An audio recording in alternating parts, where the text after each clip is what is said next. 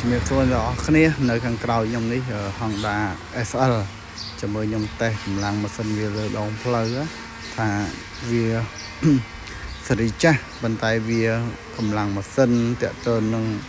speed របស់វាល្អយ៉ាងម៉េចចឹងណាអានេះការពីជំនាន់មុនអូយ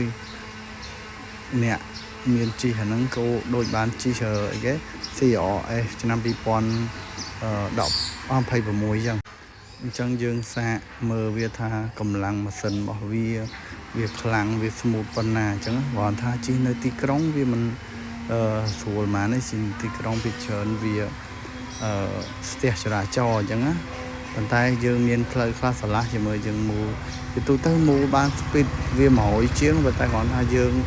មូលបានត្រឹមតែ60អីហ្នឹងនេះឯងដោយសារស្ទះផ្លូវខ្លាំងអញ្ចឹងណាស្ទះផ្លូវខ្លាំងមិនអាចមូលលឿនហើយជិះទីក្រុងបើនិយាយពីកម្រិតស៊ីសាំងរបស់វាគឺ30គីឡូក្នុង1លីត្រខ្ញុំតេស្តជាក់ស្ដែងហ្នឹងគឺ30គីឡូម៉ែត្រអស់1លីត្រអញ្ចឹងអាហ្នឹងណាហើយកម្លាំងម៉ាស៊ីនរបស់វាគឺមូលស្ទុះហ្មងហើយបើនិយាយពីសលេងម៉ាស៊ីនវិញក្តកស្អាតណាអានេះហ៎ជិះស្រួលមិនទាំង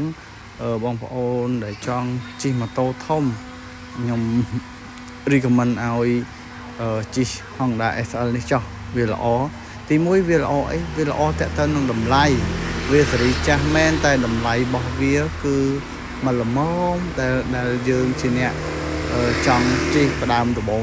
ហ្នឹងគឺយើងជិះវាបានយើងមានលុយលទ្ធភាពទិញវាបានតម្លៃវាចន្លោះពី